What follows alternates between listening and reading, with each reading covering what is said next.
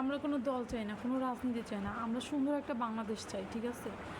যে দেশে একটু স্বস্তির নিঃশ্বাস ফেলতে পারবো, স্বাধীনভাবে থাকতে পারবো, আতঙ্কে থাকতে হবে না, ঠিক আছে?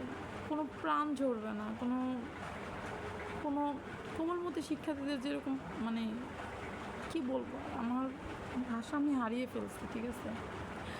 আমরা এরকম আমরা একটু ভালোভাবে বাঁচতে চাই, ঠিক আছে? যে বাঁচার জন্য, যে দেশের জন্য আজকে আমাদের ভাই বোনেরা কত রক্ত দিছে, ঠিক আছে? দ্বিতীয়বার আমাদের দেশ স্বাধীন হয়েছে একটু শান্তির জন্য।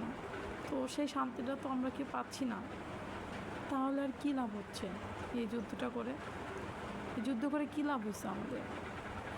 যার জন্য আমরা একটু বাইরে বেরোতে গেলেও অনেক আতঙ্কে থাকতে হচ্ছে দিনের পর দিন।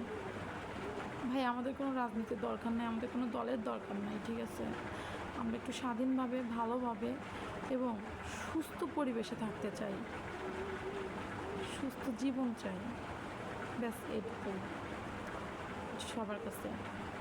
তো সবার কাছে আমার এইটুকুই অনুরোধ যে আসুন আমরা এই মাইলস্টোন দুর্ঘটনায়, ঠিক আছে, যারা মারা গেছে তাদের জন্য মাগফিরাত কামনা করি, দোয়া করি এবং এটা বলি যেন আল্লাহ আমাদের ভাই বোনদেরকে জান্নাতের সর্বোত্তম স্থানে দান করুক আল্লাহ। আর যারা বেঁচে আছে, যারা মৃত্যুর জন্য প্রাঞ্জাল লড়তেছে হসপিটালে, ঠিক আছে, তাদের পাশে গিয়ে দাঁড়াই। এই মুহূর্তে প্রচুর রক্তের প্রয়োজন, ঠিক আছে, প্রচুর রক্তের দরকার। আসুন না আমরা সবাই রক্তদান করি, ঠিক আছে? যে যেমন পারি, যে দিক থেকে পারি, ঢাকার হসপিটালগুলো একটু খোঁজ নিয়ে।